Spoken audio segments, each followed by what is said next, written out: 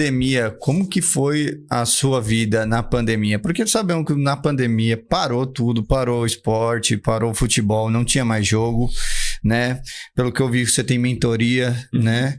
E aí, na época da pandemia, você estava para casar também, né? Então, queria saber, na época da pandemia, como que foi? Legal. A pandemia também foi um outro milagre, né? E é legal sempre contando as origens para entender todo o testemunho, né? Mas a pandemia, Deus me deu um curso que mudou o curso da minha vida.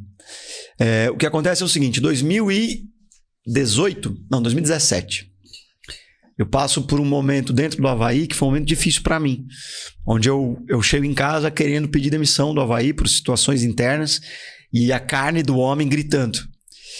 E Deus me dá um puxão de orelha e não era para eu sair. Eu falo com a minha esposa, na época insatisfeito e tal. E na época eu estava fazendo mestrado, então eu falei, olha, se eu não consigo crescer aqui dentro desse clube, eu vou crescer pro lado. Então eu vou estudar o mestrado. Diante dessa circunstância, fiquei ali no mestrado, né? Estudando algumas coisas e tal, como falei. Quando chega a pandemia, eu e minha esposa, a gente estava com... A pandemia foi 2020, né? Estávamos com 3 anos de casado. Só que nós estávamos grávidos, a nossa primeira filha, a Gabriela. A gente fazia 6 meses que a gente tinha perdido um filho, que a gente não sabe se era guria ou guria. E foi um dia difícil também pra gente, né? Eu sempre tive o sonho de ser pai. E aí a gente estava grávido, com 3 meses, a criança foi um aborto espontâneo, enfim. Mas nós glorificamos o Senhor. E passado um tempo depois, a gente engravidou da Gabriela. E entrou a pandemia. E quando entra a pandemia, né, o meu salário já não dava muito conta das nossas contas. Ficava meio que empatado. E ao mesmo tempo, a gente passava por um momento onde eu precisava pagar o parto. O plano de saúde dela e da bebê seria uma parte considerável da receita. O quarto dela, né, que a mulher sonha com o quarto da bebê, né? Então, eu falei, e agora? Entrou a pandemia. E aí a gente vai vendo os outros clubes parando, a gente vai vendo os outros clubes, né, inativos, demitindo. Eu falei, e agora? E aí, diante dessa situação, a gente começou a orar, buscar a direção de Deus e o que fazer. Na época eu dava aula de inglês também para ajudar a complementar a renda, né? Era um método inglês no futebol e era uma coisa bem, bem legal, mas ajudava. E aí, diante disso, né, a gente estava já inclinado a fazer um curso, mas estava no lenga-lenga. A minha esposa me colocando mais pilha e eu procrastinando. E aí era a noite do meu aniversário, dia 30 de março.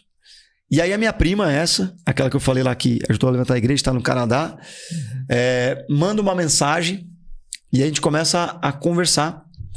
E a gente começa a conversar e ela começa na noite assim, Gabriel, você tem que botar curso, bota um curso, monta um curso. E ela botando pilha. Acabou a bateria do meu celular, eu peguei da minha esposa. E a minha esposa tem alguns grupos cristãos, né, de uma igreja chamada Palavra Viva, né, do pastor Maurício, aqui em São Paulo. E aí a esposa dele, a pastora Sueli, ela então manda uma mensagem toda meia-noite. Naquela meia-noite veio uma mensagem, eu estava com o celular da minha esposa, com aquela passagem do profeta Eliseu com a viúva, do tipo, o que você tem em casa? Não tenho nada. E aí, né, ela manda o seguinte, então vai lá, pega a vasilha e vende o que você tem, né, que é o azeite dentro da sua casa. E aí a minha prima, sem saber que eu estava lendo aquela mensagem, vendo aquela mensagem, falou, Gabriel, você tem que pegar o que você tem, que é o seu conhecimento, e colocar. Ali caiu a ficha. No dia seguinte eu dei aula de inglês, dava aula de inglês pro Dorival Júnior e pro filho dele. E eu conversando com o Lucas, que é o filho dele, na aula, ele falou, pô, Gabriel, eu não quero fazer curso gravado, eu quero fazer curso online, ao vivo. E eu falei, putz, fechou o quebra-cabeça. E aí na hora eu falei assim, amor, vamos orar. Deus deu a direção. E a gente montou um curso. Eu achei que ia dar umas 30 pessoas, mais ou menos, né? E aí eu falei, e com isso já dá mais ou menos para o quarto, tá tudo certinho. O que aconteceu? Em 3 dias que a gente tinha lançado, e caseirão o curso, hein? Ela fazia, recebia e tal, né? E eu ia fazendo as coisas e tal, montando as aulas, né? E aí a minha prima falou, é melhor o feito do que o perfeito, então fomos nessa. E aí aconteceu que em 3 dias bateram 90 pessoas inscritas. E eu já falei, meu Deus.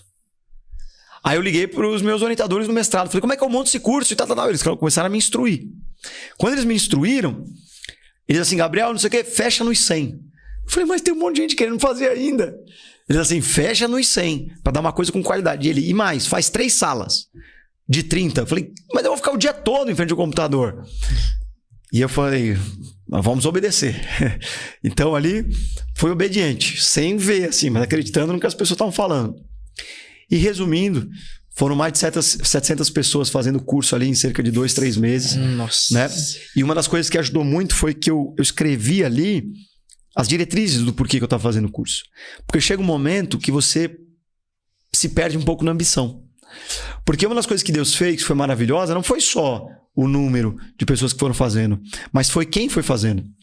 A minha esposa estava em casa, daqui a pouco ela dizia, Gabriel, você escreveu aqui o Barroca. Eu falei, o Barroca? Ó, Gabriel, você escreveu aqui o Zé Ricardo. Eu falei, Zé Ricardo. Alex. Daqui a pouco, assim, Paulo Tuori, Diniz e etc. Seleção brasileira. Eu falei, que é isso? Eu era um menor na sala. Eu estava dando um curso que eu era o menor na sala. Mas porque eu estava aplicando também o conhecimento que eu tive no mestrado. De como dar cursos para treinadores. Que era uma maneira onde os treinadores falavam e eu não falava tanto. Entendeu? Então, com isso, o que aconteceu? Isso me catapultou também no mercado. Então, Deus usou aquele curso também. Não só como ali algo para eu pagar o parto e tudo mais, mas depois também para o mercado. E aí depois de um tempo ali mais maduro, eu entendi, e obviamente entra a questão ministerial, que Deus estava me levantando para servir os treinadores. E aí eu escrevi uma carta, né? Eu tenho essa carta, posso depois deixar aqui para vocês também verem. Para todos os treinadores do Brasil, que eu serviria eles, eu seria um servo deles.